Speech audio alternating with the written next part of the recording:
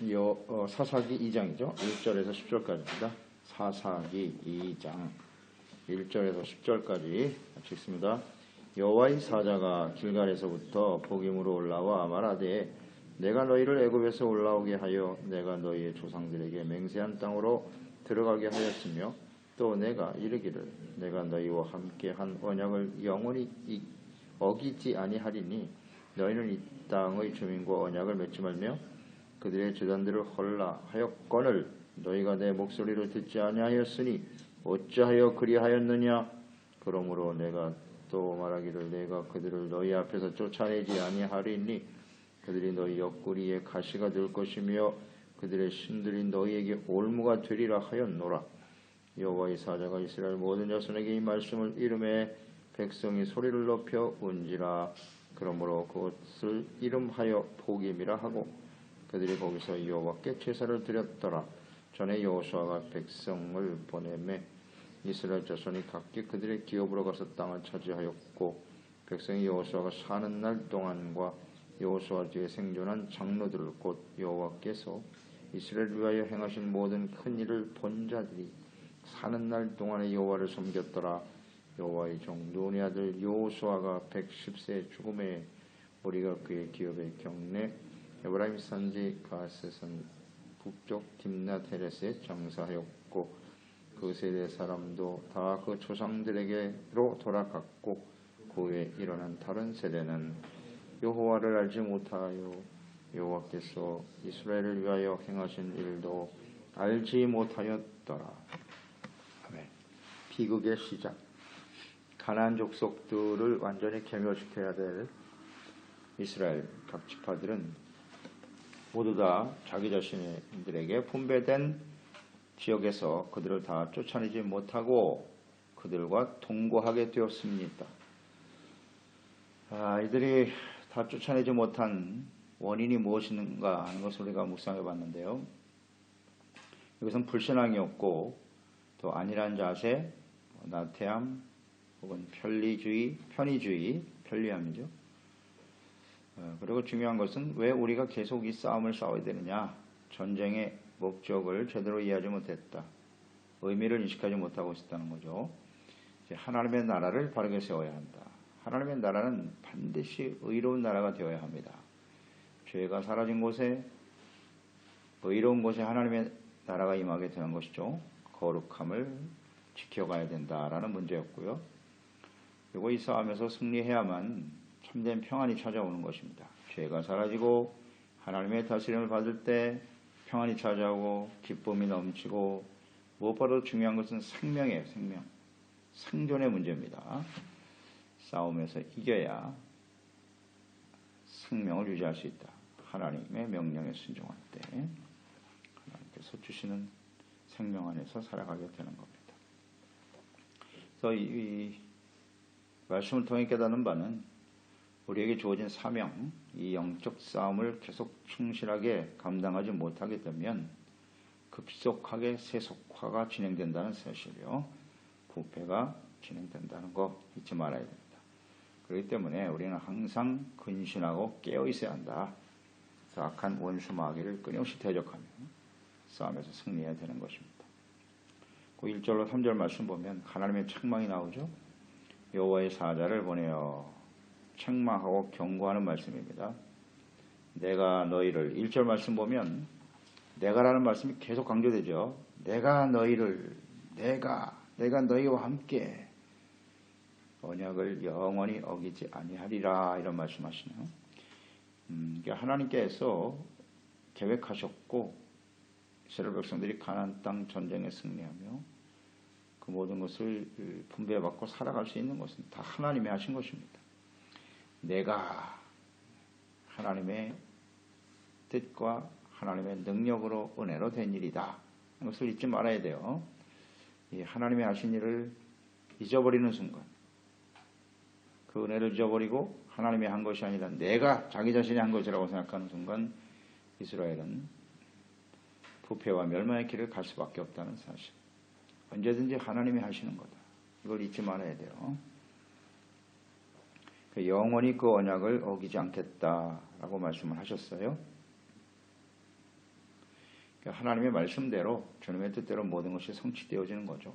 신실하신 하나님을 온전히 믿고 의지하는 백성들이 되어야 합니다. 그 2절에 보면 그렇게 하나님의 은혜를 베푸셨는데 너희는 이 땅의 주민과 언약을 맺지 말며 그랬죠. 그의 제자들을 홀라고 하였거늘 너희가 내 목소리를 듣지 아니하였다. 하나님의 명령을 순종하지 않았습니다. 그래서 가나안 족속들과 언약을 맺게 되고요. 또 그들의 제단, 그 제단을 다 헐어버려야 되는데 남겨둠으로써 결국 우상 숭배의 영향을 받게 되었다라는 것입니다. 주님께서 그렇게 쫓아내라고 하는 뜻이 분명히 있었죠. 그들의 영향을 받고 그들과 동화될 수밖에 없다는 것을 잘 알고 계시기 때문입니다. 그들을 쫓아내지 못하고 그들과 동거하는 삶의 결과가 심각해지는 겁니다. 무엇보다도 너희가 내 목소리를 듣지 않았다라는 겁니다. 어찌하여 그리하였느냐? 하나님의 목소리를 듣지 않았다. 두 가지 의미겠죠. 이제 하나님의 말씀 자체를 아예 듣지를 않는 거고요. 가까이 하지 않았다는 뜻이 되겠고, 또 하나는 하나님의 말씀을 듣기는 듣는데 순종하지 않았다. 그런 뜻이에요. 그러니까 우리가 하나님의 말씀을 항상 들어야 합니다. 듣지 않으면 순종이 불가능하겠죠. 그러니까 하나님의 말씀은 소금과 같은 것이라고 그랬죠. 소금 언약이라는 말씀을 여러 번 사용하시는데 소금 언약. 왜 하나님의 말씀은 소금이냐? 우리의 심령을 부패하는 것을 막아주기 때문입니다. 그러니까 주님의 말씀을 계속 우리가 듣지 않으면 우리의 심령은 부패할 수밖에 없어요. 이 세상에 가장 부패하고 썩기 쉬운 것이 사람 마음이라고 하시잖아요. 하나님의 말씀으로 채우지 않으면 안 됩니다. 근데 말씀을 듣는 것도 중요하나 말씀을 왜 듣느냐? 듣는 목적이 뭐냐? 하나님의 말씀에 순종하기 위해서. 이 두 가지를 우리 놓치면 안 됩니다. 하나님의 말씀을 주야로 묵상하면서 그곳에서 하나님의 음성을 들어야 하고 순종하기 위해서 듣는 거다. 듣는 태도가 아주 중요한 것입니다. 자신의 필요를 채우고 욕망을 채우기 위해서 그래서 말씀을 듣는 게 아닙니다. 순종하려고. 말씀을 듣지 않았기 때문에 그들의 마음은 부패하기 시작했고 쉽게 죄악에 미혹되고 말았다 하는 것입니다.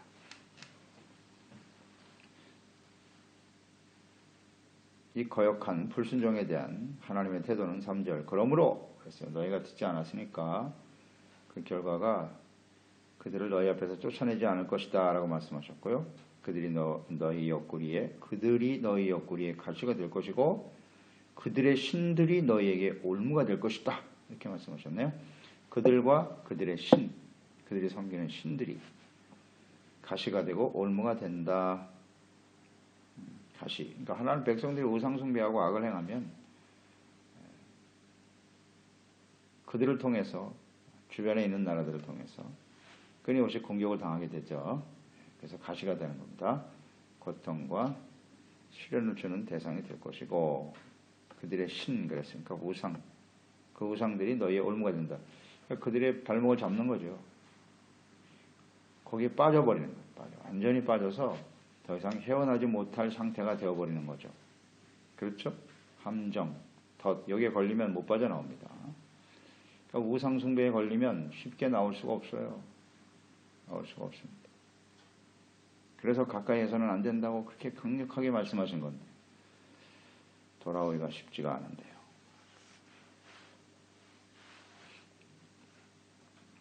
불순종에 대한 하나님의 징계를 말씀하고 계시죠. 징계를 말씀하고 계신데 결국 그들이 이방 나라들에 의해서 올무가 되고 가시가 된다. 고통스럽게 하는 일들이 된다고 하셨는데 이런 게 징계잖아요. 그러니까 하나님의 징계가 있다라는 것을 말씀하시는 거고요. 또 하나는 연단의 의미죠. 너무 교만하지 않도록 그들을 깨우치기 위해서 주변 나라들을 가시로 사용하고 채찍으로 사용하시는 하나님을 우리는 알게 됩니다. 징계의 목적은 회복에 있으니까요. 온전케 하는 것입니다. 이렇게 될 것이다 라고 주님 말씀하셨네요. 그러니까 불순종의 결과는 결국 시련과 고통과 아픔으로 다가오게 될 것이다. 그래서 말씀하시죠. 책망하시고 경고하고 계시는 말씀입니다. 그때에 하나님의 백성들은 어떻게 반응했는가요? 4절에 보니까 이 말씀을 이름에 백성들이 소리를 높여 울었다 그랬어요. 소리를 높여 울었다. 자, 이 소리 높여 울었다라고 하는 것은 어떤 의미일까요? 이 눈물의 의미는 두 가지가 있겠을 것 같아요. 하나는 회개의 눈물이라고 봐야 되는 것이고, 자신들이 잘못했고, 또 하나님의 그 징계, 책망의 말씀을 들으니까 매우 두렵죠. 그러니까 이런 고통과 슬픔이 우리에게 찾아오지 않았으면 좋겠다. 이것 때문에 두 가지 의미로 눈물을 흘렸을 것 같습니다. 그래도 이 말씀을 듣고 이렇게 눈물을 흘릴 수 있다라고 하는 것은 이게 은혜입니다. 이 세대가 비록 우상의 영향을 받고 있었고 다 쫓아내지 못하는 일로 인해서 지금 하나님께 책망을 듣고 있지만 그래도 이 말씀을 듣고 눈물을 흘릴 수 있다니, 그래도 그나마 소망이 있어요. 이 세대 사람들은 눈물을 흘렸다. 그러니까 이들의 눈물이 회개의 눈물이라고 볼 수 있는 근거는 5절에 나와 있죠. 복음이라고 하였고 그들이 거기서 여호와께 제사를 드렸다 이렇게 되어 있거든요. 제사의 의미는 뭔지 아시겠죠? 왜 제사를 드리는 거? 죄사함 받기 위해서 속죄제를 드리는 거 아닙니까? 속죄제. 그래서 하나님과 화목하게 되는 이것이 제사거든요. 그러니까 이런 걸로 봐서 이들은 지금 하나님께 회개하고 있다 이렇게 봐야죠. 그래서 자신들의 죄에 대해 이렇게 진실한 마음으로 회개할 수 있다고 하는 건 복된 일입니다. 팔복에도 애통하는 자는 복이 있나니, 눈물을 흘리는 자들이죠. 자신들의 죄에 대해서 눈물을 흘릴 수 있는 사람 복이 있다. 그런 사람이 참된 위로를 얻게 된다. 그래서 이렇게 하나님의 책망과 자신들의 죄를 깨닫고 회개하고 제사를 드릴 수 있는 세대, 이 세대들이 살아있는 동안에는 그래도 하나님을 잘 섬겼어요. 섬겼다. 근데 그 이후의 세대가 문제죠. 자, 우리도 잘 묵상해 볼 필요가 있어요. 우리가 하나님의 말씀이 우리를 책망하실 때, 하나님의 말씀은 책망과 교훈입니다. 발의함과 의로 교육하는 것인데, 그런 책망의 말씀을 들었을 때 나는 어떻게 반응하는가? 나와 이렇게 회개하고 눈물을 흘릴 수 있으니까 이 세대는 살아남고 소망이 있는 것이지만, 오히려 그 말씀을 들을 때 분노하죠. 화를 내고 분노하고, 그러니까 멸망하는 세대입니다. 멸망하는 세대. 그래서 우리가 책망의 말씀을 좀 잘 듣고 이게 겸손한 마음으로 회개하고 돌이킬 수 있는 사람들이 되어야 하겠습니다. 하나님 앞에 설 때까지 주님 말씀 앞에서 눈물을 흘리지로 않은 자신의 죄를 깨닫고 돌이킬 수 있는 사람이 되어야 한다. 그런 것을 우리가 생각합니다. 그래서 7절에 보면 백성이 여호수아가 사는 날 동안과 여호수아 뒤에 생존한 장로들, 여호와께서 이스라엘 위하여 행하신 모든 큰 일을 본 자들이 사는 날 동안에 여호와를 섬겼더라. 그것은 여운이 남죠. 그 이후의 세대들에게 어떤 비극이 찾아올 것인가 예견되는 말씀이죠. 이 세대들은 이 여호수아 세대가 그야말로 황금 세대입니다. 신앙의 황금 세대예요. 이 여호수아 세대처럼 믿음이 좋은 세대가 없다고 그랬어요. 이런 황금 세대가 계속 이어질 줄 알았더니 참 안타깝게도 한 세대에서 그게 끝이 나고 말아요. 이 황금 신앙의 세대가 말입니다. 여호수아 뒤에 생존한 장로들까지, 그러니까 이들은 하나님의 은혜의 역사를 경험한 사람들이죠. 하나님의 행하신 일을 직접 보았고 경험한 사람들이에요. 그들은 하나님을 두려워했고 또 하나님 말씀 앞에서 회개 눈물을 흘릴 수 있는 사람들이었단 말이에요. 이들이 있는 동안에는 하나님을 잘 섬겼으나 그 이유가 문제가 되는 거죠. 하나님을 아는 세대입니다. 하나님을 아는 세대.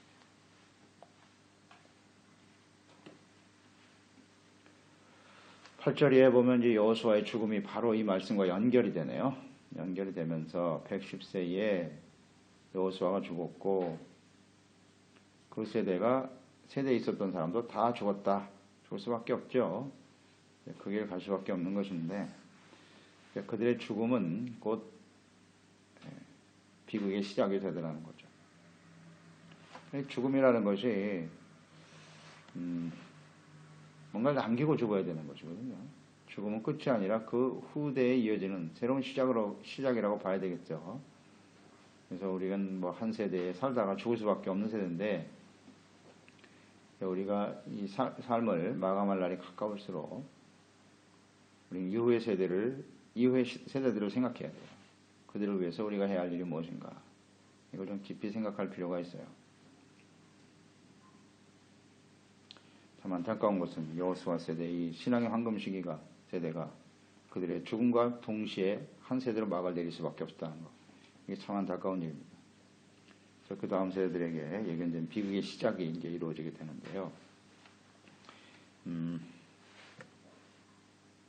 그 10절에 보면 잘 나와 있죠. 그 세대 사람도 다 조상에게로 들어갔고 그 후에 일어난 다른 세대는 여호와를 알지 못하며 여호와께서 이스라엘을 위하여 행하신 일도 알지 못하였더라. 이렇게 되어 있네요. 다른 세대는 하나님을 알지 못했다. 그 후에 일어난 다른 세대의 타락과 부패가 예견되는 상황인데요. 그 원인을 우리는 잘 알아야 됩니다. 왜 그들이 여호수아 세대의 죽음 이후에 비극과 타락의 길을 갈 수밖에 없었는가?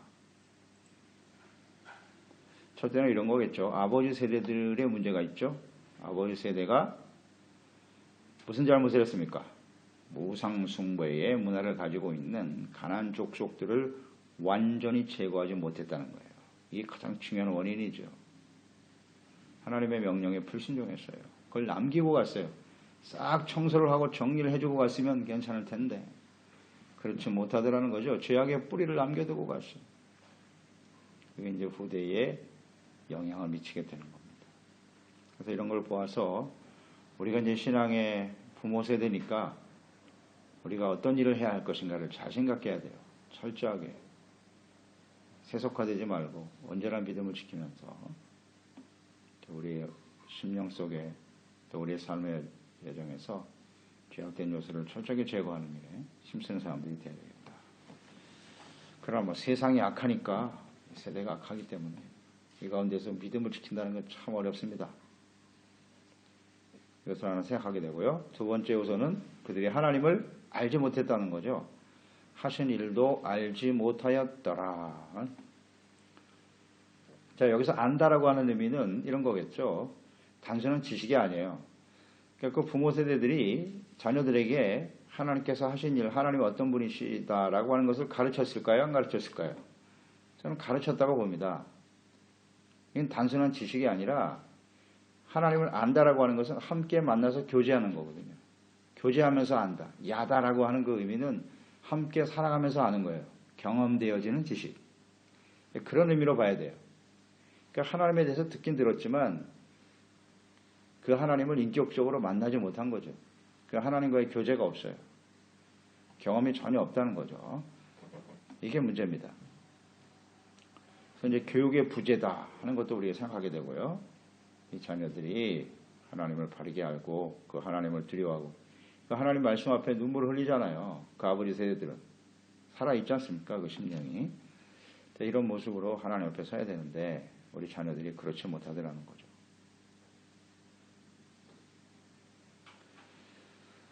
이런 걸 생각해 봐요. 우리가 남들에게 복음을 전하고 증거하지만 정작 소중한 우리의 자녀 세대들, 우리 가정이 구원받지 못하는 일들이 있지는 않는지 이런 것도 생각해 보고요. 믿음의 선진국들, 유럽도 그렇고 미국 같은 경우도 우리 한국 같은 경우도 이제 그런 자리에 들어서게 되는데요. 선교사를 세계에서 가장 많이 파송한 나라들. 위대한 일을 했죠. 많은 일을 했어요. 선교사 파송에서. 그러나 정작 자신들은 어떻게 되고 있어요? 부패하고 있거든요. 이런 현상들을 우리는 잘 주목해야 돼요. 주목해야 됩니다. 우리 오늘날 교회가 열심히 전도하고 복음을 전해야 되지만 교회 자체가 하나님의 말씀으로 잘 가르쳐지고 하나님을 알고 주님 안에서 온전히 세워지는 세대를 이어가지 못한다면 매우 심각한 일이 벌어진다는 거죠. 이게 사사시대가 일어나는 아주 중요한 배경입니다. 그래서 우리는 교육을 잘해야 돼요. 우리 자녀 세대들이 하나님을 만나서 하나님을 경외하고 주님을 바르게 섬길 수 있도록 이 일에 우리는 힘써야 한다. 우리가 아무리 믿음이 좋고 온전한 삶을 살았다 할지라도 그것이 자동적으로 계승되는 것은 아니다. 이것을 우리가 잘 생각하면서 이 부분에 대해서 좀 집중적으로 우리 하나님 말씀을 가르치고 기도하는 게 힘쓰는 종들이 돼야겠죠. 이 신앙의 황금기가 이어지도록 자녀 세대에 이어지도록 이 일을 위해서 우리가 기도하고 하나님의 도우심을 구하는 종들이 되어야 하겠습니다. 하나님 아버지, 오늘도 주님의 말씀을 듣습니다. 이스라엘 백성들이 가나안 땅 정복 이후에 해야 할 사명과 하나님의 명령이 있었습니다. 가나안 족속들을 다 멸절시키라는 겁니다. 왜 그렇게 하셨습니까? 그들과 함께 동거하는 순간 그들의 영향을 받아서 심령이 부패하고 우상 숭배의 영향을 받아 하나님을 떠나게 될 것임을 주님이 아셨기 때문이에요. 우리는 그만큼